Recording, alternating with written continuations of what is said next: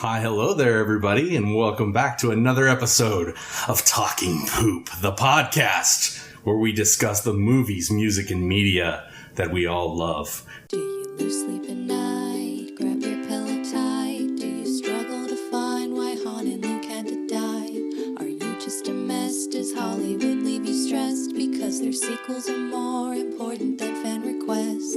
Hold on to your chair, cause Talking Poop takes you there. You might have to change into some new underwear. Talking Poop. Today, I'm here with Sterling Smith. Hey, yo. My filmmaking partner that never really went anywhere. Ouch.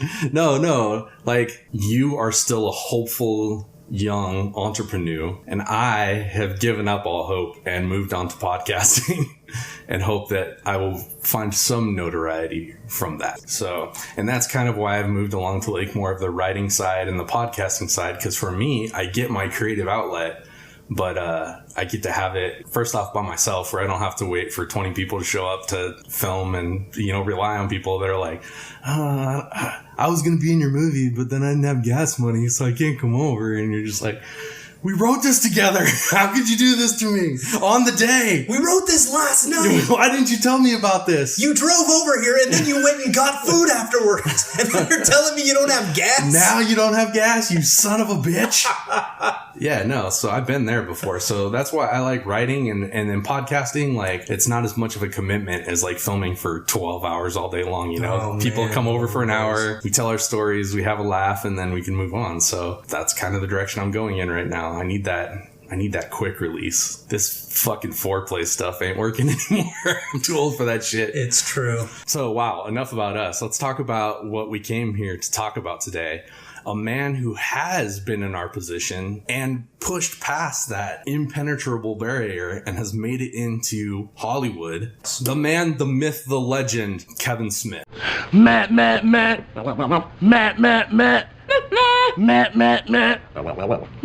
Meow. Kevin Jersey Boy Smith he was a guy like us. He was a guy like everybody else. He was sitting around and he wanted more out of life. And he had this artistic expression that needed to come out. Shit, my grandma used to say, what's better, fucking a good play with nothing on it? No, wait, I fucked up. What's a good play with nothing on it? Meaning? I don't know, she was seeing all that shit. She used to fucking piss herself all the time. For some of us, it's writing. For some of us, it's music. For some of us, it's just weird sex. But for Kevin, it was the need to make a movie. And that was my need, too. I felt that same need, but I was like, how's a little dude from Flagstaff make a movie or tell a story that anybody's going to care about? But I thought that my friends and I had a unique voice, that we were hilarious. We sure thought we were funny. And that's what Kevin had. Kevin thought there are no movies that are about us, you know? And I think that like the John Hughes movies, while those movies are amazing and they like really capture that, like what it's like to be in high school in the 1980s, I don't feel like that's how high schoolers talk to each other. No. You know, it was like an adult, which it was, John Hughes, putting his words through high schoolers' mouths. And that was what we had at the time for that time period, you know, of kids like hanging out. And they hit on a lot of, like, don't get me wrong, I love John Hughes. But, and he hits on all of those emotions that you feel back then, but he expresses them too eloquently with not enough fucks and farts mixed in. But they're engaged. Doesn't matter, it can't happen. Why not? It's bound to come up. It's impossible. Lois could never have Superman's baby. Do you think her fallopian tubes could handle his sperm? I guarantee he blows a load like a shotgun right through her back. What about her womb? Do you think it's strong enough to carry his child? Sure, why not? He's an alien, for Christ's sake. His Kryptonian biological makeup is enhanced by Earth's yellow sun. If Lois gets a tan, the kid could kick right through her stomach.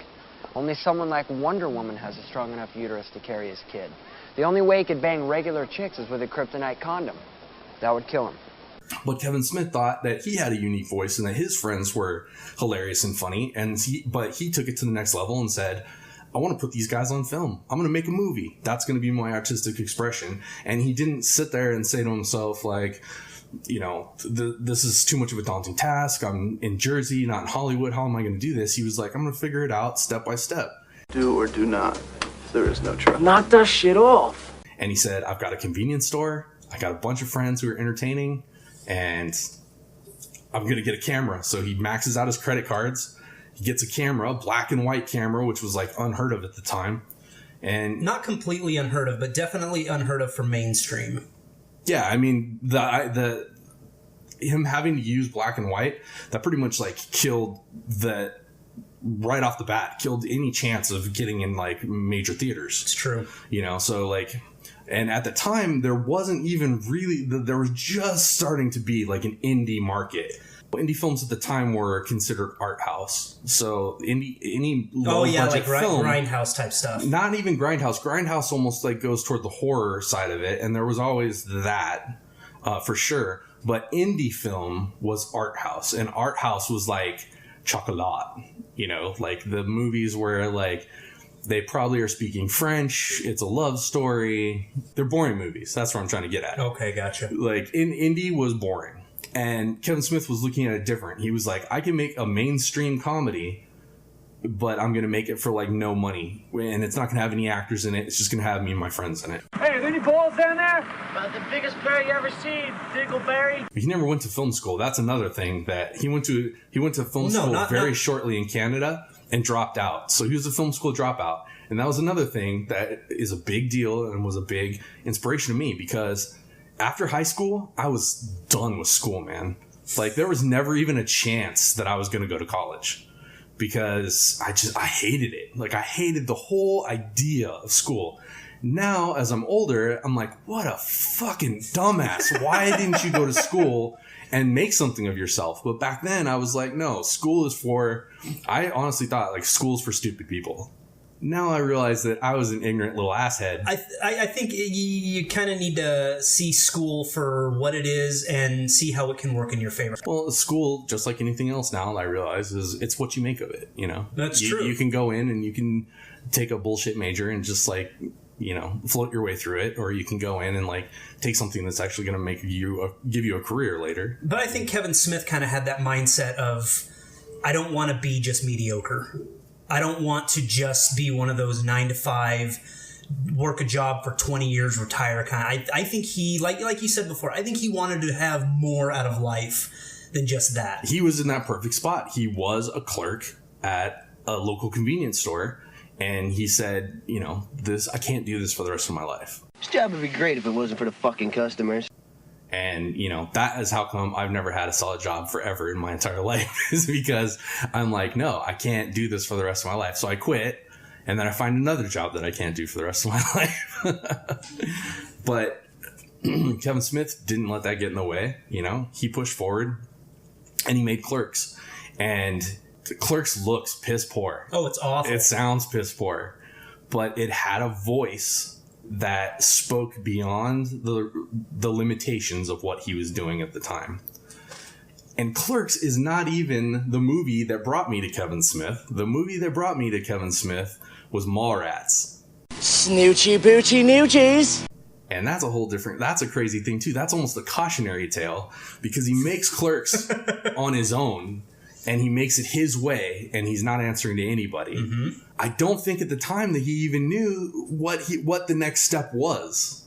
I think that he was almost surprised that Clerks had an audience, that it found the audience that he always wanted it to have. But I honestly think that he was shocked that it found that audience, and it almost didn't. Like, all these little pieces had to fall into place. This person was at the premiere and saw it and told this person, and then it became like, it started the indie movement. I truly believe it. And I think that Quentin Tarantino, who was also like on that same path at the same time, you know, Robert Rodriguez, Quentin Tarantino, all these people that I idolized at the time, or shouldn't say at the time, I still idolize these people, but and they've all gone on to become like big Hollywood people. They're very well known. Absolutely. You say Robert Rodriguez, people know exactly who you're talking about. You say Quentin Tarantino, everybody knows Quentin Tarantino. Yeah, back in the day, I'd say, have you seen El Mariachi? And people are like, what? What is that? Some film El Mariachi? What? Is that a Spanish film or something? Exactly. I actually showed my wife El Mariachi, and I said, you've got to see this film. It's not in English. It's got subtitles, but It's a pretty decent movie, and it was one of Robert Rodriguez's first movies that got him through. And she's like, oh, okay. She watched it, and she was glued.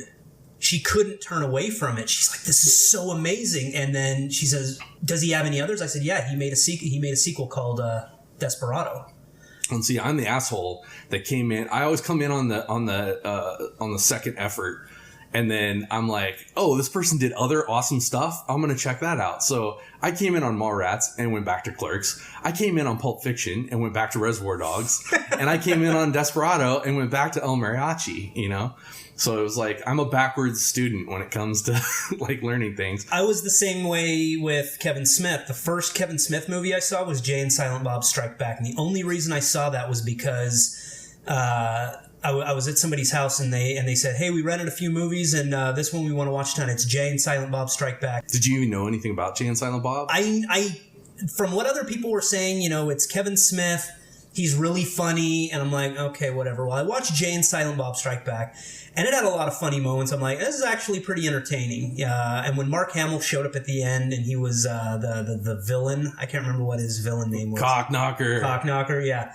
That was pretty funny. I was laughing, but mostly what I was laughing at was all the references that I understood. What's funny is that last night I wanted to do a little bit of Kevin Smith research for this podcast. I popped in the Blu-ray copy of Jay and Silent Bob Strike Back, and I'm watching it, and my wife had never seen it before. She pops into the room, and she's seeing all these cameos. She's seeing like Matt Damon and Ben Affleck and all this stuff, and Chris Rock, and she's like, I can't believe how many people are in this, like how many people he knows. Oh, yeah. And she's like, this is actually funny. And I was like, no shit, Sherlock. Like, it is funny. Like, people don't give it a chance because it's in that realm of like stupid comedy, but it's not. It's pretty, I mean, and it's dick and fart jokes, but. You are the ones who are the ball lickers. He created a new genre. He helped create indie filmmaking. Which is what I believe it. And it's what indie filmmaking is what it should have been. It wasn't about having big name actors. It wasn't about having huge special effects. It was about making a good movie.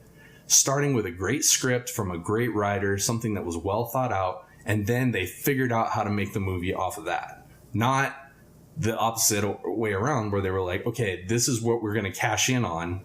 Now let's build the movie off of that. Kevin Smith helped break the studio system. You didn't have to go through a studio anymore to make a motion picture. He showed people, hey, you can do this on your own, and nobody can tell you what's right and what's wrong and what can't be said. Well, if you want to have a character die on the toilet and then have the main character's girlfriend have sex with him later, the dead body, you can do that in a major motion picture when you pay for it yourself. It's true. Yeah.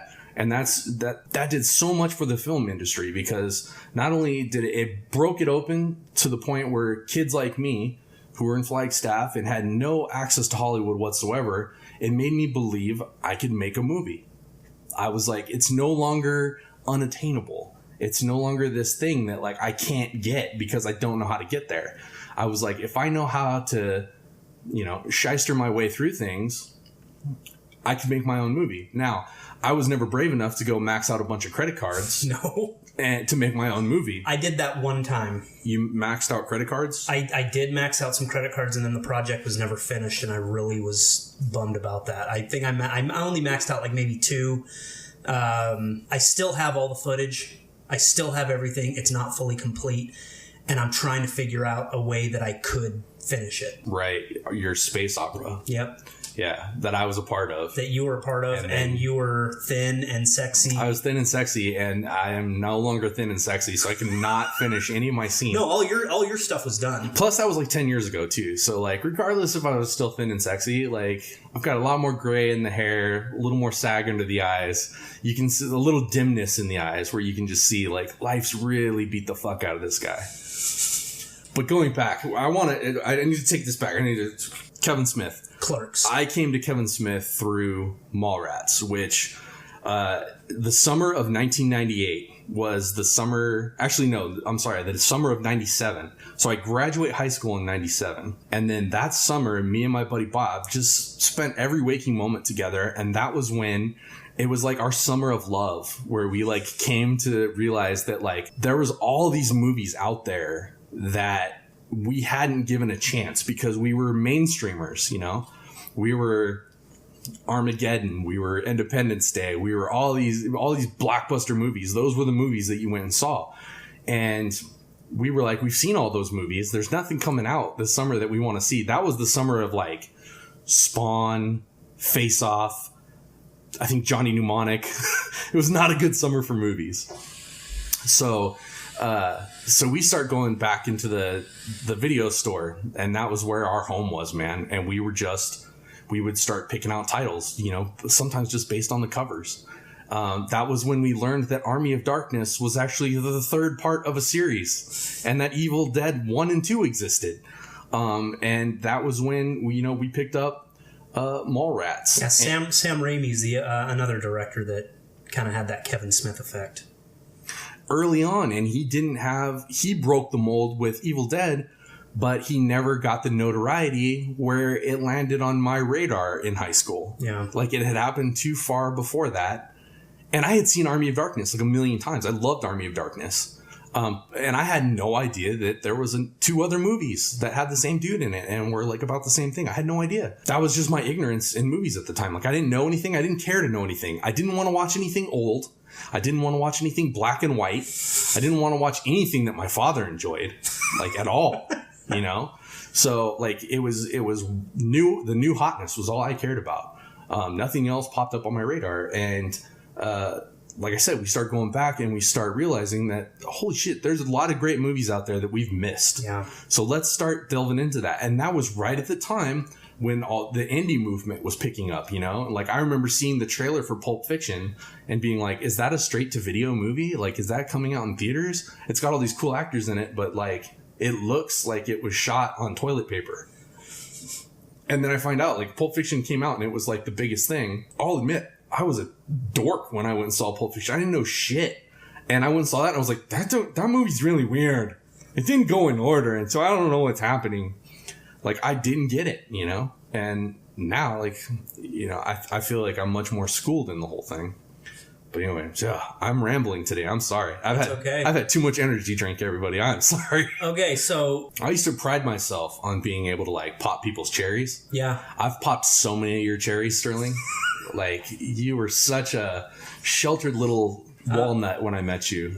Yeah. You hadn't seen anything good. I needed to broaden the horizon. You didn't know that there was a clitoris outside of Star Wars. Pretty much. You were just in the George Lucas bubble. And that's Steven Spielberg. You were like my little baby egg, because you were me when I first like started getting into like Kevin Smith and the indie film scene. 3 dudes sitting on a couch talking about pussy. Like, that's all I wanted to make a movie about. And you were like, we're going to make a Star Wars movie and like, it's going to be all these special effects and stuff. My very first movie that I did was for a school project. And I didn't want to do special effects. I wanted to be a stunt man. And that's how I was going to have special effects in my movie. So I had my sister dressed up in this alien costume and she threw me off the roof of my garage. And then my dad was down on the ground and he films me go off the garage and I had my trampoline at the bottom. So I hit and he didn't cut it fast enough. So then you see me bounce back into frame. And it looks like I bounced right into the shot. If it makes you feel any better, they had that exact problem on the set of The Empire Strikes Back. That makes me feel a lot better, yeah. Do you not notice that? No. There was that scene in the carbon freeze chamber where Luke pushes Vader and he falls off screen. And Luke's standing over him. You hear this, ching, and then you suddenly see his head pop up off screen. Oh, he bounced back up? Yep. I never noticed that before. Yep. Nice. I still haven't got to where I saw Clerks. So I saw Mallrats, and I was like, this guy's great. The writing in this, these guys are talking about stuff that like doesn't get talked about in movies. I'm gonna finger bang her tight little asshole. Finger bang, teabag my balls. In her mouth. Where? In her mouth. Balls are plenty in her mouth. Balls, sweaty balls. Then I find out that this guy has made another movie, just like Mallrats, but it's in black and white. And I was like, ugh, I can't sit through a black and white movie. And it took me some time before, like, I saw some other stuff. I went and saw Swingers. I saw El Mariachi, and I saw a very little known documentary called American Movie. That was very inspiring as far as, like, at first I thought it was a mockumentary, like what they were doing with like A Mighty Wind and stuff like that, you know? Like, this guy has, like, I thought it was an act. I thought he was playing a character, but this was how this dude is, and this is how this guy's world was. And he was from nothing. And he was fighting so hard to make his movie. And there were so many obstacles. People just like, I don't know what this guy's thinking. If anybody should not have been able to make a movie, it should have been Mike Bocart. But he figured it out, and he kept pushing forward. And do you think it's possible that Kevin Smith faced those same hurdles? Oh, I know he did. I know, you know, that he asked himself the same thing. He's like, I'm from Jersey. I don't have any actors. I don't know anybody in Hollywood. But for him, it wasn't about like breaking into Hollywood. It was about making that movie. It was like he had that inspiration and he had to get it out of him somehow. I was also fascinated by the idea that there was connectivity between Mallrats and Clerks in these two hilarious characters, Jay and Silent Bob. I'll tell you what you need is a fatty boom batty blunt, and then I guarantee you see a sailboat, an ocean, and maybe even some of them big titted mermaids doing some of that lesbian shit. That, I don't know, that spoke to me at the time too. Like, I was like, what a cool idea to like tie your movies together through characters or events. And Quentin Tarantino does the same thing with like Big Kahuna Burger, yep. And, you know, like Michael Madsen and Reservoir Dogs, yep. And Vic Vega in Pulp Fiction are supposed to be brothers. So like, I thought that was a super cool idea. And then Jay and Silent Bob were like so funny in Mallrats, and they were so funny in Clerks. I thought, what a cool thing to have these characters go through. And then the idea that one of them was the director, I was like, that's fucking cool. It's what a novel idea, you know?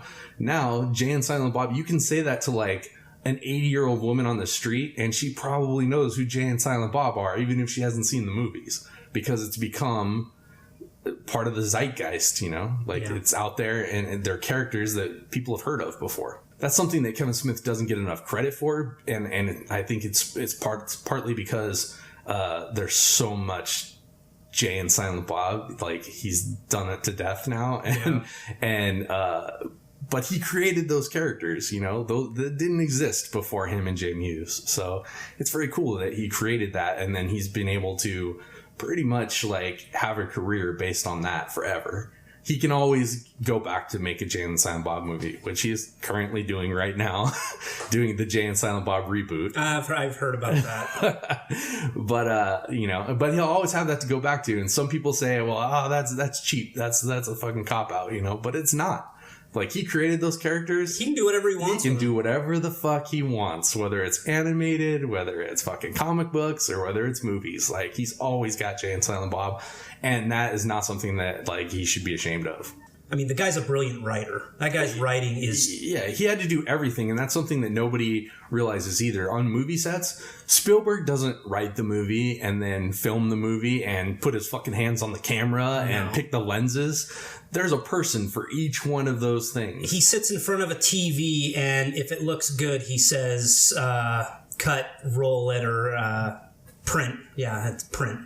He says, okay, that looks good. No, but Kevin Smith... Well, I think, okay, wait, you're monopolizing, or you're minimizing that a little bit, because, you know, Spielberg is a genius. He is a genius. And each one of his movies feel like a Spielberg movie, so he's definitely... That's why I say he's looking at the monitor, and he's like, yep, that's my style right there. Right. I mean, I'm just saying that, like, even Spielberg himself, who is amazing, it's not just him. But Spielberg...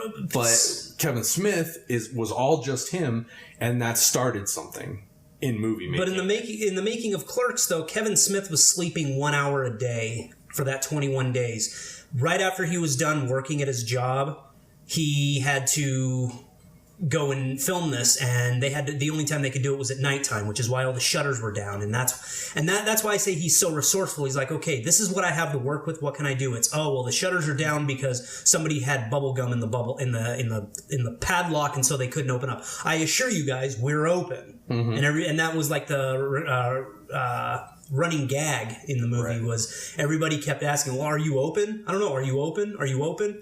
It's like, I talked about that in the Resident Evil episode last week, that sometimes limitations add to genius. Oh, absolutely. It's art through adversity. And so you become enthralled by it all. It speaks to the creativity of the writing and the dialogue, because there is no pretty things for you to look at in Clerks. You're just watching these two dudes talk to each other. But that's where you get the substance. A lot of these big blockbuster movies, it's all bells and whistles. It's, ooh, pretty visuals and pretty this. But then you get a movie like Clerks where you really have to rely on the heart and soul of it. And I think that's what won audiences over with it. And, you know, as bad as it was, his audio was passable. And as a filmmaker, what I've learned is you can have a movie that is just crappy to look at, but if the audio is passable, the visuals can be forgiven. I agree with that, yeah. So, because we've had great looking movies that had bad audio, and it tanks. Because, and we failed because of that. Yeah. Whereas I've had other ones where the audio was stellar. Yeah. A shot gets blurry, as long as your audio is still good, you can still use that blurry shot and it's passable. Oh, absolutely. Yeah. We came in, started filmmaking when Super 8 became a thing. So you had digital video that you could watch on the monitor while you were filming it, and you could instantly hit rewind and go back and look at what you had just shot. He was shooting on film in black and white, and he had to send it off to see if the shot was fucked up or not. Yeah. And he couldn't, it's very hard to set up a shot again if the film was fucked up, you know? Sometimes you can't get those people to come back at a certain time. And that's always been a problem for us, is that we've always filmed with friends and thought that was a way to do things. And it's always bitten us in the ass. Oh, absolutely. Because they have their own lives. Everybody has their own life, and it gets frustrating. You want to scream at people, but then you got to realize, they're helping me for free. Yep. They're not getting paid for this, and there's a pretty good chance it won't go anywhere. Every time you and I shot a movie, we're like, you guys, this is the fucking one. This is the one that's going to shoot us into the stratosphere. You're all going to be famous off this thing. So, we're going to carry you with us. Of course you need to show up for this. Yeah, and when we get famous, we're taking you all with us. Here comes Randall, he's a berserker. And Kevin Smith did that with his friends. You still see in the latest movies, there's dudes from Clerks and Mallrats still popping up on the screen. Oh, yeah. But Kevin Smith took 6 months to get there and made it. We've been working on it for 25 years, and we haven't quite got there yet. We're a dime a dozen. There are so many guys out there like us, but there were very few guys out there like Kevin Smith. No, I agree. Because of the limit at the beginning. Because there are thousands of other people. And that's the thing. Kevin Smith opened a door, and then a million people flooded into that little door and knocked it the fuck down, and then it became the walls down. And then the door became YouTube, which was just an open hole for anybody with whether they had anything to say or not. They were out there saying it, and they were putting it on video. And so are you saying that Kevin Smith is why we have Justin Bieber? God damn it, Kevin Smith! God damn you! No, seriously though, but Kevin opened a door, and at first that door was awesome. It helped create that indie film thing. Yeah. Indie film is gone. There's no such thing anymore. No, and I blame Hollywood for that. Yeah, Hollywood took it over. They saw it as a thing. Now Warner Brothers, Fox, Paramount, all those studios have their own little offshoot. Subs. Yep. Exactly. So each big studio now has their little where they put out their quote unquote indie stuff. But when Tom Cruise is in your indie movie, it's no longer a fucking indie movie. No, it's not. The indie movement is dead, or has shifted into the YouTube movement. It's shifted. But the problem with that is that you still, in the indie movement, you still had to have talent. You still had to have a viable product, and it had to be embraced by everybody. Yep. Now, with the click like and I'm famous thing, that's all gone, you know? And I don't know who these motherfuckers are that are clicking like on some of this shit. Oh, I know. And there were a lot of one and dones back in in that time period. Sure. But the ones that were great, the Tarantinos, the Robert Rodriguez's, those are the guys that are still going today. But, a lot of them have gotten into the Hollywood system. And Kevin Smith himself fell into that when he went from Clerks, totally on his own, to Universal, came and said, hey, we don't go through all that horse shit that you went through on the last one. We want to make your next movie, and we want to help you make your vision. Did they give him full creative power to do Mallrats? They pretty much gave him everything that he needed and wanted to make Mallrats. So what went wrong with Mallrats? In my opinion, nothing, because it's a masterpiece. No, I don't doubt that. I mean, it's a cult classic now. It's definitely that thing of like, it's like UHF. It was like him selling out, kind of. Like, he went through the Hollywood system, and then it was like his vision, but filtered through that Hollywood thing, and he couldn't quite. It just didn't translate, I guess. Part of the problem, another problem too, is that Universal just fucking, sat on that movie and didn't give it its proper due. Like, when it came out, I remember seeing the trailers for it, and it reminded me of like Biodome, like one of those like just stupid teenage comedies, those throwaway comedies. And it wasn't that at all. There was a lot more going on there. Did he mix the trailer? No. And that right there Universal did all of the marketing for that movie. And that's one of the problems, is if you're going to have a director do their movie, I would argue you need to let the director also stand over the shoulder of the person piecing together the trailer. Yeah. So he went from having everything the way he wanted it to having to kind of share a little bit. That wasn't the way that it didn't work out. And, he took a lot of shit off that. He's super self-deprecating about Mallrats. He's like, well, I'm the guy that made Mallrats. Well, Mallrats is a great fucking movie. It was just marketed poorly. Mallrats was what brought me into the Kevin Smith world. And honestly, yeah, go ahead. Keep fucking eating your cookies and crinkling your wrapper on my podcast. My chocolate and biscuits, yeah. French cookies, they're awesome. Your tea and crumpets. Yeah, so anyway, Mallrats was just that example of like giving an indie person a studio movie. Doesn't work out. So, when it came time to do Chasing Amy, he was like, I've got to go back to the beginnings, and that's what he did. He wheeled back the clock. They made it for half the budget they had planned on making it, and you get that like indie movie feel, but you also see like how he's like learned and grown from his other movies. I don't think Chasing Amy, while it still does have the fart and dick jokes and everything, so like he wasn't selling out, it also didn't have that it didn't seem as immature. It was a little bit more sophisticated. It was a little bit more sophisticated. And it was dealing with gay and lesbian stuff, which was very... It was right there on the verge of starting to become a little bit more accepted, but still not quite there. Yeah, it was not there yet. So it was still risque stuff. And the fact that he had a lesbian, like, give it in for Ben Affleck...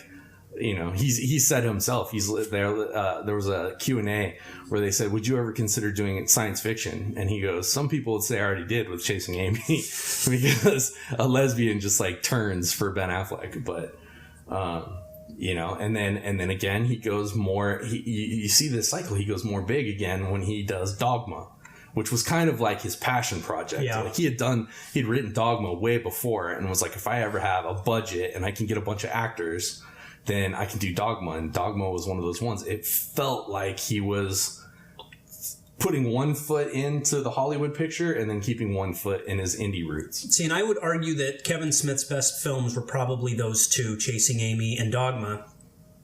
But I would actually like to talk a little bit about Dogma. All right, let's hear it. Okay. I remember when Dogma was coming out, and the controversy surrounding that, delving into the whole religious factor. I heard a lot of people saying that it was a horrible movie, that it was so bad and so evil. They were placing it on the level of evil like The Exorcist, and I'm just thinking... I was dating a church girl at the time, and she said, like, specifically, like, her church had a list of movies that you do not see, and Dogma was one of them. That's funny.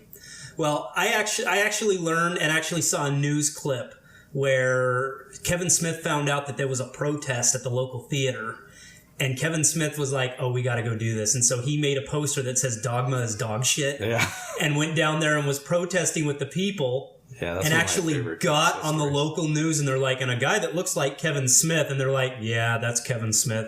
And he's like, I just don't think a movie like this should be acceptable. It's just like, okay, That right there is like a large applause for Kevin Smith. He can laugh at himself.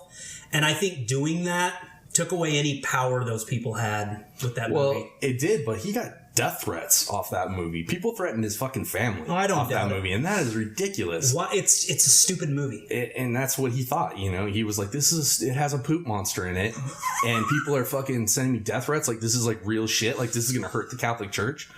And after that, I forgot about the poop monster. That, you know, that was a big kick in the balls to him, you know? And he's always trying to get there, like he's trying to make it, you know, and then he gets fucked somehow or another, you know. And I don't necessarily think, I mean, some of it may be his fault, but I don't think most of it's his fault. No. Like it's crazy circumstances. But on his next movie, you know, he wanted to steer clear of that. He was like, I don't want another, you know, I want to make a silly movie. So he made Jay and Silent Bob Strike Back. And that was the first Kevin Smith movie I saw.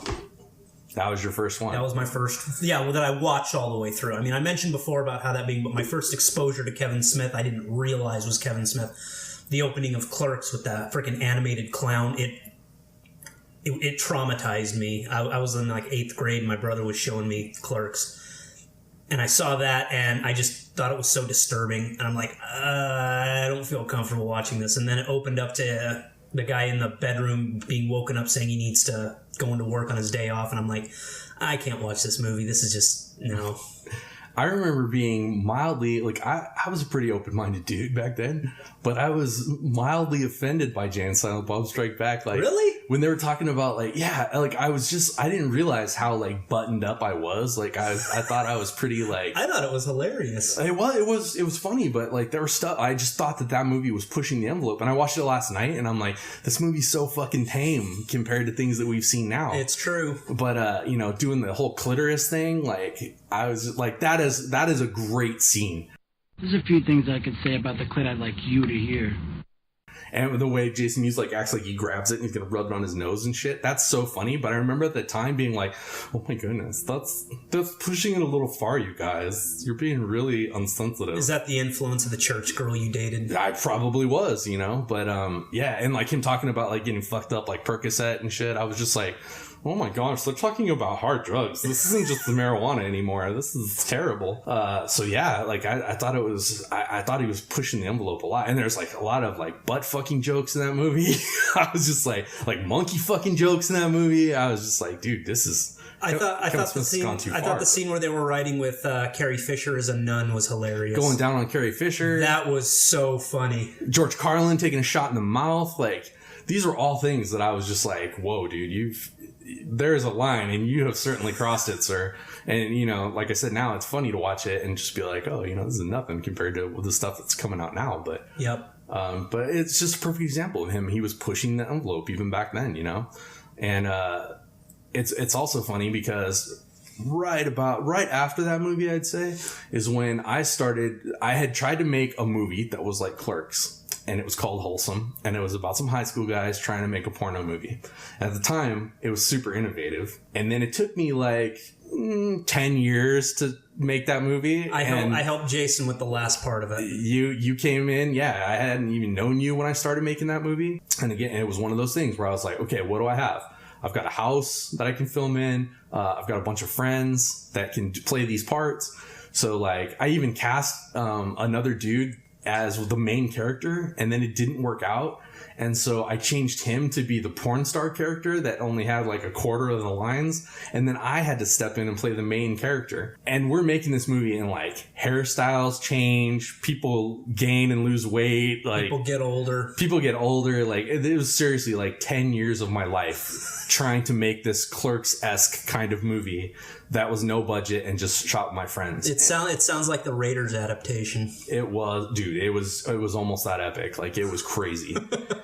And, you know, like my lead actress wound up moving to San Diego in the middle of the movie, and then her life fell apart, and the movie fell apart when she left, and her life fell apart when she went to San Diego. So she comes back, And then we're like, we could start the movie again. And then my other friend is like, well, I'm going to go to fireman school now because I got to do something with my life. And so he fucking took off for 6 months. And then I had to hit no movie with him. So we're literally shooting scenes where it's like me and the girl are talking to him. We're looking across at him, but he's not there. So you have me and her like from a year ago, and then we cut to him like a year later on the other side, and it's like dark outside now, and he's like way buffer than he was like before he went to Fireman Academy. It was just a goddamn nightmare. So I had decided at the time, like I was like, okay, movies aren't the thing. Like there's no way you can do that. But what if we did a web series where we filmed like one a week and we just put them on the internet? What the fuck is the internet? That's the way to do it.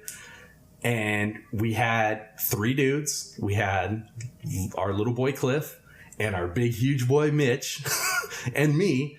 And I said, wouldn't it be funny? We were talking about it. We were literally sitting on a patio at a barbecue and we were talking about what we could do. And we came up with the idea for the Virgin Marty, where Mitch was this big dumb idiot who couldn't get laid, and me and Cliff were like his like studly roommates who talked about getting laid all the time but never ever got laid. And we were like, that's fucking genius. In Jay and Silent Bob Strike Back, they get on the internet and they're pissed off because people on the internet are calling them bad names and stuff. And somebody called Jason Mewes fucking clown shoes. Well, in the Virgin Marty was going to school to be a clown, and he literally had clown shoes on. And you saw the first couple episodes of Virgin Marty, which I think you didn't want to be a part of it because it was called the Virgin Marty, and you were pretty religious at the time. You were like, we told you the whole idea and you were disgusted by it. Yeah, I was like, you didn't want to be a part of it at the time. Not for me, guys. Not for me. Yeah, you didn't want to be a part of it. And we didn't want to like offend you or anything either. So we were cool with that, you know, and it was going to be a web series. So we were just like, when it came to Virgin Marty, it was like anything goes. Literally, there was usually no cameraman. It was just the camera on a tripod because you didn't want to be involved.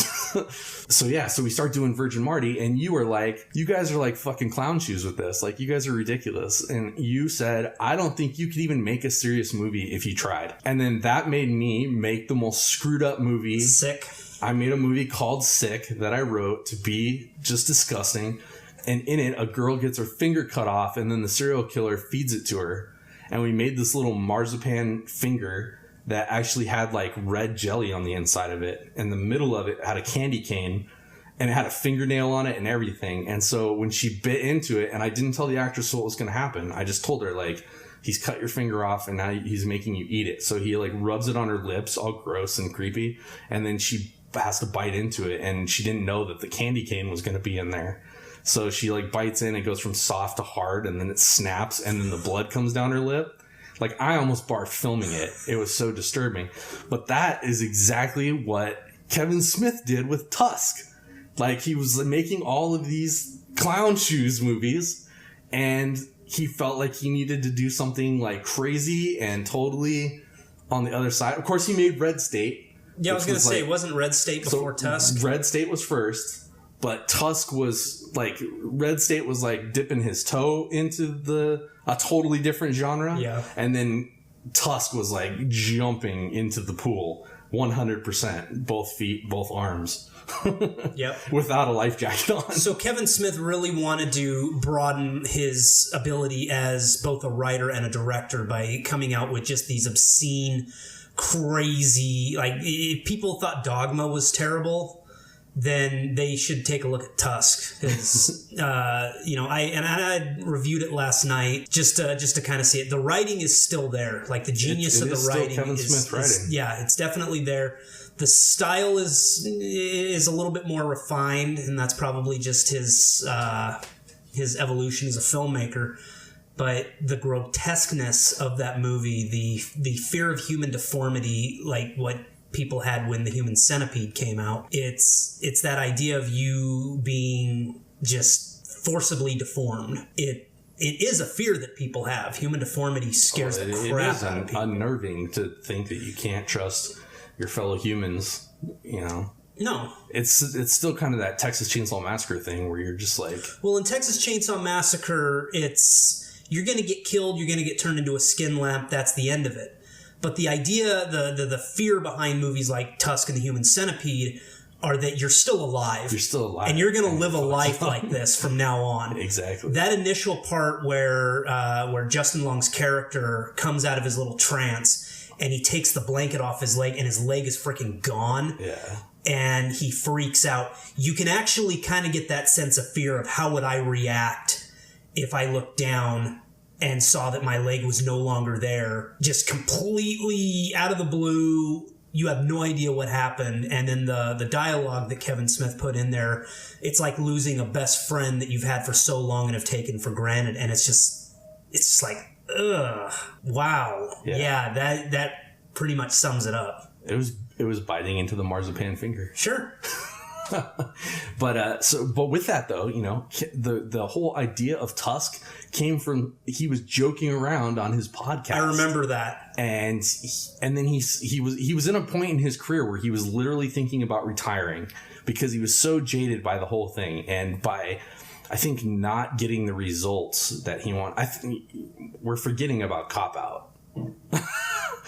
Cop Out was him. And he did a small part in Die Hard. I actually haven't seen Cop Out. I heard a lot of very bad things about that movie, and I heard there was a bad falling out between him and Bruce Willis. Yeah, so I never got to see it. Him and Bruce Willis met on Die Hard, and Die Hard. Live Free or Die Hard. Live Free or Die Hard. So Kevin Smith had a small part in that. He was so excited to meet Bruce Willis, so they kind of hit it off, and Bruce was like, yeah, I want to do a movie with you someday. Dude, so, wouldn't you hit it off, or wouldn't you want to hit it off with Bruce Willis? I think if you are just sucking Bruce Willis's dick and just fondling the balls at the same time, he likes you. Like, he'll get along. All right, we can get along. Yeah, well, you and I can get along as long as you've got my dick all the way to the back of your throat. We can get along just fine. Ew. So that sounds like what the situation was, and so they decided to work together. So Kevin Smith did Cop Out, which was originally titled A Couple of Dicks. And they had to change it. I didn't know that. And he was super good friends with Tracy Morgan and thought Tracy Morgan was hilarious. So they had all the right elements going into the movie. And, you know, like, people just shit on that movie, but it's not good. I'm not going to lie and say that it's a great movie, but it's not bad. And it's Kevin Smith. Like, you can feel that the soup was there, but it didn't simmer long enough or whatever. So, you know, there are elements in it where I'm like, you know, this could have been an awesome thing. You can see Bruce Willis was right at the point in his career where he was just like, I'm just going to phone this shit in for the rest of my career. And then there's one point where Tracy Morgan is running through the streets dressed like a cell phone. And you're like, yeah, someone should have said no cell phone. No cell phone costume for Tracy Morgan. This is a bit much. Maybe if he was running around dressed as something a little bit more humorous. I mean, I don't know how relevant that was to the plot, but like, well, you look at the movie Sex Drive, and he's a freaking, what was it, a donut? There you go. Like, for I don't know why the donut is hilarious. That was so funny. Putting a cock on the donut is hilarious, but for cell phone didn't translate. So I don't know what happened there, but I think that was a movie that really jaded Kevin Smith. That whole experience really jaded him to comedy and the whole movie making process and dealing with fucking actors bullshit. You know, and that was like, they say don't meet your heroes. Yeah. And that's 100% why. Don't meet your heroes, and certainly don't fucking work with them, because people in Hollywood are fucking nuts. Well, you'll learn that suddenly they have this list of demands where they say, I want a bowl of M&Ms in my trailer, and I don't want any yellow ones in there. It's like, dude, they're M&Ms. He probably would have done that for Bruce Willis if it was just fucking M&Ms. Bruce Willis was like, I don't want to fucking be on the poster for this movie. You're like, what the fuck? Yeah, that was one of the things. Bruce Willis just like gave up in the middle of that movie. He walked off the set, and he just didn't. He was like not going to come back, and yeah, it got in this whole thing. Then he refused to do any of the marketing for the movie. Well, okay, well, let's not to knock on Kevin Smith for this. Let's see this from the perspective of a man like Bruce Willis. You think about the kind of roles he's already done. Right. He's done amazing movies like Die Hard. He's done Armageddon. This guy is very mainstream. Yeah, and he's worked with the best of the best. Exactly. And then you work with Kevin Smith, he's running things fast and loose. And Bruce Willis isn't used to so probably what happened is Bruce Willis suddenly is in this what he would term to be a clusterfuck of filmmaking. And he doesn't feel that he's organized. But it's like, you got to understand that some of these indie guys like Kevin Smith, they probably have it all together in their head. Right. They know exactly what's going on. And it's like, no, you just need to have a little faith and trust in the director and what they're doing. He didn't. Just give him some time. Right. But Bruce Willis probably didn't have the patience for that. And being an A-lister like Bruce Willis, you can kind of understand from where he's already been to suddenly doing this. It would be like, man, I'm drawing a blank here as far as a good comparison to understand the level that Bruce Willis is up here, and then suddenly he has to like come down to this level, and it's almost like he sees this is beneath me. Right, but he didn't have to choose that for himself. That is also and that's chose it. Yeah. Exactly. And in that situation too, even as an actor, you can always, with somebody as much power as Bruce Willis, can still save a movie. You could be the hero of that set if you thought that things weren't going well. He could have been a champion, and I've heard of A-list actors that are like that. I've actually heard Tom Cruise is kind of like that. Right. That he's actually a very laid back, very nice guy. Keanu Reeves is another one like that, where if things just aren't going well, they help. They help raise morale because they are just that kind of person. Right. And you're right. Bruce Willis could have been that guy. I've heard him talk about it a lot, but I've never heard like the whole story. And I don't know if he's even told it just out of respect for Bruce Willis. I thought I heard him actually say "fuck Bruce Willis." I've heard him say "fuck Bruce Willis," but he has after the anger wore off. Like, I think that he still has respect for the guy. Like. As an actor, but not just as a person. No, it's yeah. And that's unfortunate. Like, I don't want to. I've met a couple of my heroes, and like Bruce Campbell, and he was the fucking coolest dude in the world. You know, he was exactly what I expected from Bruce Campbell. Yeah. You know, so, but I've also heard Bruce Campbell do shitty things to his fans too. You know. Well, and a lot of that could be misunderstandings. A lot of it is because the lifestyle is hard, and there's no fucking rules for when you see your star in a restaurant. You get all excited, and you're like, "Oh, there he is! This is my chance. My friends are never gonna believe I met him unless I get an autograph." Or now it's not even an autograph. Now you got to have a picture. Yeah. And you know, so you got to have a picture. They can say, "Oh, the autograph is fake," but now they can say, "Oh, that's photoshopped. That's fake." And I can see it from both sides. Like, as a fan, I'm like, "Yeah, man. Like, when are you ever gonna meet that famous person again?" For a nobody like us to see a famous person is like meeting Santa Claus. It's true. And you start to lose your shit. When I went to go meet Bruce Campbell, it wasn't even like an accidental, like I bumped into him. I went to a signing. So like we knew he was going to be there. Yeah. And I was like, when I get up there, I'm going to tell him like how I'm a filmmaker now and I'm kind of a big deal. And like, I want to tell him that I appreciate him being a big deal. But then I got up there and I was like, "You're Ash from Evil Dead. I love you. I love you. Say something from the movie." You totally nerd out like an idiot. Kind of like you slightly nerded out when we were at the monster party. When I met Michael Biehn, same shit, dude. You don't even want to mention Terminator. And the first fucking word out of my mouth was Terminator. Like, I don't know what it is. I get starstruck and it's so stupid. And I'm thinking in my head, I'm like, don't do it. Don't be stupid. Just play it cool, man. Just be yourself. And then as soon as I get in front of them, I just say something stupid and I can't talk. God damn it, I got off track again. So anyway, yeah. Okay. So when I hear these things about my heroes, you know, like that, like, so Kevin Smith's a hero and Bruce Willis is a hero. So I hate the idea that like Bruce Willis was a dick. I just want to hear that he was fucking cool. I've talked about it with Christopher Reeve. I've heard so many people say, like, I've heard a lot of people say nice things about Christopher Reeve, but I've heard just as many people talk about what a fucking dickhole he is. The guy that played Non from Superman 2, like, he said Christopher Reeve was such a piece of shit and thought he was Superman for real that he had to pick Christopher Reeve up by the throat and pin him against a wall and tell him, "You may be the shit in the movie, but you ain't fucking shit in my world, son." And you're like, damn. But that makes me so sad. I'm like, no, that didn't happen to Superman. You know what? And like I said, a lot of it could be the misunderstanding, miscommunication. I mean, look at what happened with Christian Bale on the set of Terminator Salvation. The way he yelled at that lighting guy, and it's like, dude, chill out. And he's saying that he's not going to continue the film until he does that. But then he turns around when the Dark Knight Rises shooting happened in Aurora, Colorado. He went and actually visited the victims and did a lot of charity work and everything. I mean, I think that people but how much is that, like, I understand. His, like, press guy? I understand. His PR person being But like, everybody thinks you're a dick, so you better do something nice. That's our speculation on this level. You're right. We don't know what's going on in their minds, but I do know what it's like, and you do too. When we're pressed for time doing our films, I mean, I had you do that project where you were just working 17 hours straight. Mm-hmm. And you were getting your anxiety, you were getting just you were in pain. You were struggling. Yeah.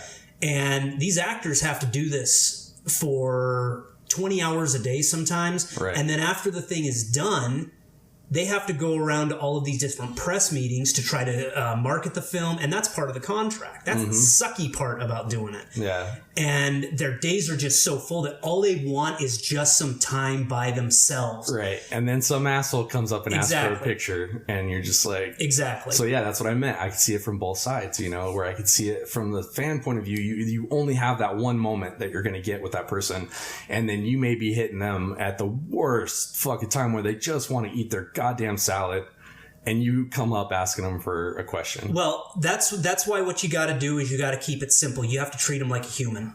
You know, if I were to see Harrison Ford, chances are he'd probably tell me to fuck off. But if I were to see Harrison Ford sitting down and I would sit and I would just wait. I would just observe. Just I would like wait outside his hotel room, like on the curb, just like not eating for days, holding up a boombox, occasionally playing Raiders March, just pissing into a Gatorade bottle that's overfilling with your own piss already. No, this would be just. Mr. Ford, I've been waiting for you. No. I wouldn't do anything. What I would do is when the opportunity arose, and I did this with Donny Osmond. What? Yeah. You're a nerd. I met Donny Osmond. Okay. But I met Donny Osmond in an unlikely place. You know, in the men's stall. No, I met him at the it's called the Missionary Training Center, the MTC up in Provo, Utah. Oh, the missionary. My brother, shut up. My brother was going on a mission for our church, and Donny Osmond's son was going on a mission as well, and we were there in the same spot.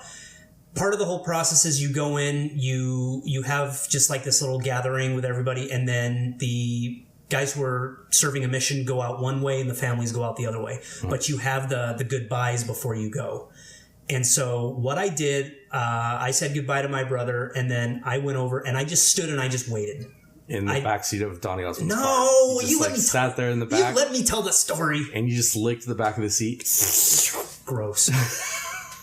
I just stood off to the side in that conference room, and I just stood and waited in a dark corner. I did. You're like Donny Osmond. Gross. Can I have just a little bit of your blood? What I'm getting at, I stood back and I just waited until his son had left. I waited until he had, said his, hellos and everything to some of the family that was also there, saying goodbye to him. Anyway, one opportunity where nobody was talking to him. He was done. I just walked up there and I said, "Excuse me, can I please have a picture with you?" And he just said, "Yes, absolutely, that's fine." And I got a picture with Donny Osmond. It was that moment. I waited until the right moment and I just said, "May I please have a picture with you?" That's it. My picture of Bruce Campbell is right over there on my desk. Your picture of Where's Bruce Campbell? Where's your picture of you and Donny Osmond? I've never seen this. It is in a scrapbook that I have. I will show it to you. It was kind of the same thing with Weird Al. Is it in a scrapbook with like magazine pictures of Donny Osmond with his eyes cut out and stuff, and like, dude, you are weird. His sister with like the red over her mouth and over her eyes. No, nothing like that. Nothing like that. A book with a glory hole cut in the middle will you of it. Shut up. Gross. We have gone way off base here. The point is, you treat them like human beings. If you were to see Kevin Smith in a comic book store, just chilling, reading comics, you don't go up there and try to be on his level. I would pull his pants down, put my dick in his butt, and say, "Sir, can I please have a picture?" I would just go up to him and say, "Excuse me, can I please have a picture with you?" That's it. But you know what? Like, who has the more likelihood of getting the picture at that point? The guy that has a dick in his butt and he can't get away, or you who just politely asked and he might just blow you off? I think me. Because I'm treating him as a human, but I'm not trying to be on his level. You know what? I am treating him like a human, and I'm trying to be inside of him. And that shit's going to get on YouTube. That's called rape. That's going to get on Instagram for sure. You don't want Kevin Smith to be in the Me Too movement. It's only rape if I finish. That's horrible. That's horrible. You're talking about wanting to say all these good things about Kevin Smith, and you're talking about putting your penis in his butthole. You're right. I got off track. You got way off track here. But the point being, you treat him like a human being, but you don't pretend that you're on their level. No, yeah, you're not. You're a fan. You're not on their level. Don't go up to him and be like, hey, I'm a filmmaker too. No. Unless you've made because if he says, oh yeah, what have you made? And you're like, well, I got this movie on YouTube. I made nothing. I don't have a movie, but I do have this script I'd like you to read. I'm not even supposed to be here today. He's done a lot of different things, and I freaking praise him for that. Oh, absolutely. He pretty much invented the podcast. He's been doing it since the beginning of podcasting. Now he's got 1 million of them. It's kind of like me. Like, he enjoys doing that because it's it's shorter, but it's also a creative outlet, and so you can get in there and get them done, and then put them out to the world. And he's still doing that thing where he's getting to speak to the world. He's still getting to speak his mind and say funny things. And get high like all the time on radio. And he's just like, it cracks me up on like when he's doing like Smodcast with Scott Mosher, and he just fucking laughs like so hard to the point he makes himself cough. And like, that cracks me up that like, he just doesn't give a fuck. Like, he's like, you're here to listen to me. He sits there and fucking yells at his dogs and shit in the background. I at least try to lock my dog up when I'm doing a podcast, but it cracks me up that he just doesn't. He's like, Shecky, shut the fuck up. And you're like, that is not professional, but that's how you're gonna fucking do it. And that's awesome. That's true. He does it his own way. He's an innovator for sure, and he's changed so many things he doesn't get credit for. He was one of the first dudes just on the internet. Viewaskew.com was one of the first websites I ever visited, if not the first. Wow. You know, he's out there. He's always on the forefront. He's never afraid to change, and he's never afraid of failure. Like, sometimes his shit floats, sometimes it doesn't. And he's the first one to admit when something doesn't work out, you know? He's almost too self-deprecating because he doesn't give himself enough credit for being such an innovator, you know? He seems to be a trend starter too. One of the things that was said to me in film school, they said, don't follow trends, create the trends. Well, and he's a fucking open book, man, to the point where like he lets you know what the inside of his wife's pussy looks like. That's a little too much of an open book. Well, and I think that bites him in the ass sometimes because he literally he has this podcast medium where he's doing 5 podcasts a day. I do 1 every 2 weeks. And sometimes it's hard to think of things to talk about for an hour, you know, and he's got like 5 a day going on. And so he like says everything that comes to his mouth, and every experience in his life becomes an amusing anecdote that he uses on the podcast. So, I mean, if I said, like, if you just took everything that I say on a daily basis, you'd be like, what a fucking prick Bromley is. And some people do say that just based off a few things that I've never heard anybody say that. But I mean, like, well, you've never talked to my wife then.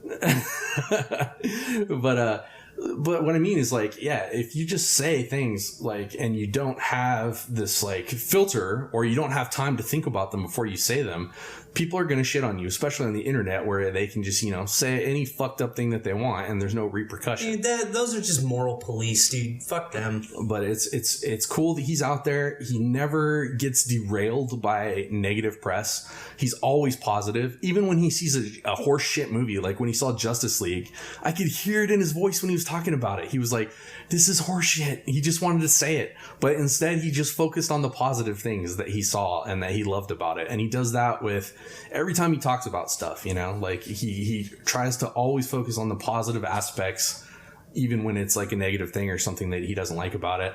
And he always tells his fans, you know, don't just idolize me. Get out there and fucking do it. And that's what I did with movie making, and that's what I did with podcasting. There's a kabillion podcasts out there right now. It's what true. Gives us the right to think that we need a voice or that we deserve a say in podcasting But you know what? Kevin Smith was one of those guys who was like, who gives a fuck if anybody even listens to it? Just get a couple microphones, fucking record your shit and put it out there. It's free right now. It's a free medium, so you've got nothing to lose, which it's not a free medium anymore because I pay $12.99 a month to even be able to fucking put this shit up. But it's almost free. The microphones were not free either. The headphones were not free, but I'm getting off the point. The point is that, he always encourages people to just, stop dreaming about it and go out there and do it, and whether it becomes anything or not. Now, it's easy for Kevin Smith to say that because all his dreams seem to come true and all my dreams seem to get flushed and go swirling. And my movie making career never happened. My writing career still hasn't happened. And my podcasting career is still in the very infant stages, but there's a very good chance that it goes nowhere. You just have to stay positive. Stay positive. And that's what I do, man. I'm staying positive. I want to do the podcast. Even if I'm talking to myself out here, it's fun. I like doing it. But and that's the point, going back to what we were saying before. Have fun doing it. Have fun. Exactly. If it stops being fun, then stop doing it. I still make the movies with you because it's still fun to make the movies, and I'm not expecting it to break into Hollywood at this point and then get to direct the next Transformers movie, nor would I want to do that. But I'm not expecting that in my life or my career anymore. Now it really almost the pressure's off now because I'm not trying to be famous and there's no disappointment when we don't get famous. Just the recognition from our friends is enough. I like that, and that's why I'm doing the podcasting thing. Just the few people, and the people that have listened and that have responded have been really great too. Well, that's good. So that's good. Yeah, we've had nothing but positive so far. But there's gonna be that one guy who fucking tears into me and says that my dick stinks, and it's just gonna fucking ruin my day for one day. He gets one day, and then water on a duck's back. What's water on a duck's back? It just falls right off. Oh. Just don't even sweat it. What is it about a feather in a duck's butthole? I haven't heard that one. So maybe that's not a thing. No, I've received quite a bit of criticism on my films, mostly from people who don't know me, and most from a certain person that will remain forever nameless. But are they saying this just to be a troll, an asshole? Is their life pathetic? Or are these people actually disappointed with what they just experienced? Because I view these mediums, you get the podcast, movies, I view these as escapism. And it's a lot healthier, it's a lot better to do this than delving into drugs or terrible things that are going to screw up your life. And so when you want to escape reality, you dive into things like this. And when it doesn't meet your expectation of wanting to escape reality, it's disappointing. It's like when you go to a movie and it sucks. You're going to talk about it. And a lot of it doesn't really have to do with how you feel about the person or the actors. A lot of it is just my escapism at that time, which I don't get to get all the time, was wasted. Tell you get out there and make your own shit. Keep your fucking mouth closed. No, you can do that too. Yeah. Or just be an internet bitch and... That's what we do. Yeah. We stopped complaining and we're doing this. We're doing this. I'm doing filmmaking. I'm doing the podcasting with you. And this is fun. I enjoy doing this. I don't know how people feel about me, if you even want me on the show anymore. Not you, but the people. But who knows? But get onto the internets. Tell us what you think about Sterling. Tell us what you think, yeah. If you want him off, you fucking tell me, dude. I'm not going to tell him, but I will fucking cut his balls off. He will never be on this fucking podcast again if you guys don't like him. I'm right here. I could hear all of that. Oh, did you? I heard all. Oh, did you hear that? I did. Oh, fuck. I'm sorry. I was just talking. I didn't mean anything by it. Oh yeah. Okay. Daddy. Yeah. Make sure when you're done with your podcast, then come in our room and let us know, because after you're done, then we're gonna have to. I was thinking to make a kiddie school for the cat. A kiddie school for the kitten? Yeah, and the dog can go there too. Oh, that's very nice. All right, we'll see you in a little bit. Okay, bye. Bye. All right, you guys got a little peek into what my real life is like. And you know what? I'm not even going to edit that out of the podcast because that was fucking cute. And if you didn't think it's cute, then your heart's made out of shit. Just shit. I'm just kidding. I'm editing that out of the podcast. That's not Shitstone. Yeah. Shitstone. Shitstone. So basically, Kevin Smith has been a huge inspiration on my life. I know that he's been an inspiration on your life. And I just wanted to put it out there that we're talking poop. That's the podcast. But that doesn't necessarily mean that it's a negative thing. We're not always talking about negative stuff on Talking Poop. Sometimes we're just talking poop. Just shooting the poop. We're shades under shit. We're not talking shit. We're just talking. We're talking. Just talking poop. Lighthearted poop. Just talking poop. Just talking poop. Poop is funny. Poop is funny, and that's another thing. I've been told the title of my podcast could prevent me from hitting the stardom that I hope to achieve. And you know what? I say poop to that. I say poop to it. I am going to be an innovator, and I am going to have a podcast that gets huge, and it's going to have the word poop in the title. Well, let's be clear on this for a lot of people out there. The difference between, having the title Talking Shit or Talking Poop. Shit is an aggressive word. I agree. I would never put an aggressive word like that. Poop is funny. The word poop. Poop is funny. It's a funny word. And so by saying talking poop, it's lighthearted. Right. It's not nearly as aggressive. No. Well, a lot of people, my wife included, think that perhaps having poop in the podcast is not only it's only funny to me, and that I should be ashamed of myself, and that I'm better than that. I've been told that like 3 or 4 times, like I feel like you're better than that title, and I'm not better than that title. If anything, that title perfectly suits me. If my middle name was Poop, I think that would be fitting. Jason Poop Bromley. But I'm just not going to say anything. Yeah, you didn't add to it, and maybe I appreciate that. Maybe I don't appreciate it. Maybe I think that you're being kind of a pussy right now. Maybe. I don't know if there's really much else to say regarding the whole Kevin Smith thing, but there's tons of stuff that we could talk about. The man has a very extensive career. It's the Kevin Smith legacy. It's a legacy. We've skipped over a lot of it, but basically, I just wanted to say that he was a huge inspiration. He doesn't get nearly as much credit for what he's done, and I know even he does a lot of the I'm the guy that made Clerks. Granted, you are the guy that made Clerks. It was 30 years ago, but you're the guy that made Clerks. A lot of people have movies that they made 30 years ago, and that was the last and only thing that they did.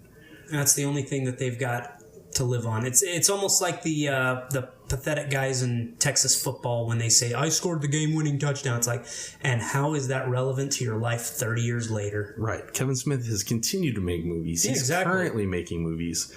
He's currently doing podcasting. The guy, we almost just lost the guy to a heart attack. And he had a magnificent weight loss in record time. He dropped so much weight. It's crazy. Yeah, we just lost Burt Reynolds. We don't need to lose Kevin Smith. We can't lose Kevin Smith. We're not ready for you yet. No, not yet. God doesn't want you yet, Kevin. Stay with us. He's still upset about the whole dogma thing, so. Yeah. Or you still have some making up to do before you can die on us. Or else you are going to go to the hot place. We don't want that. We don't want that. So, we're going to wrap this episode up. You guys, thank you for listening. If you weren't listening, fuck it, I'd still be talking. But I appreciate you guys listening. I appreciate you guys following us on Facebook and Instagram. If you're looking for us and you can't find us, put in Talking Poop Podcast. That's how we come up on YouTube, is Talking Poop Podcast. If you just put Talking Poop, you're going to see a million different views that are not us. It's true. We're going to be putting up some videos here pretty soon. You know what? I will put up the trailer to Wholesome so you guys can see my failed movie concept. You can see what could have been had Hollywood given me some money to further make and produce my movie. We'll put up we'll start putting up some links to stuff that me and Sterling have done together so you guys can see what that's all about. We've got a lot of films we've done together. Films that we've done short and long. I didn't even mention The Bar, where I took 2 weeks off of work and thought that I can remake Wholesome with an older crowd and still use my friends.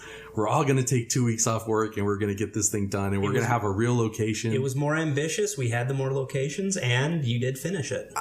Not really. No. I didn't shoot probably 25% of the shooting script. I should not have been dating the lead actress, because when we broke up, that really hurt the production.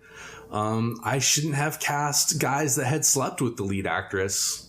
that I was dating. That is also true. That also made things get really weird. I did not sleep with her, just FYI. Nope. You stayed out of things. You were in the movie as the bartender. You cleaned an empty glass like nobody's business. It's true. I just want to say. I did most of the camera work. You did most of the camera work. You stuck with me on that one, even though it was pretty lowbrow. It does look better than Wholesome did. It sounds better than Wholesome did, but it was just racked with problems, and is just another just black mark on my life and my career. You know, this is like a Peter Jackson ending. You know that? Every time we try to wrap it up, it just keeps going. Just keeps on going. Wait for the post-credit scene. It's true, yep. Where I just start crying, and I just start begging and crying. All right, so that about wraps it up. Like I said, follow us on Facebook and Instagram. Check us out on YouTube. Check us out on Twitter. We're twittering once in a while. Occasionally.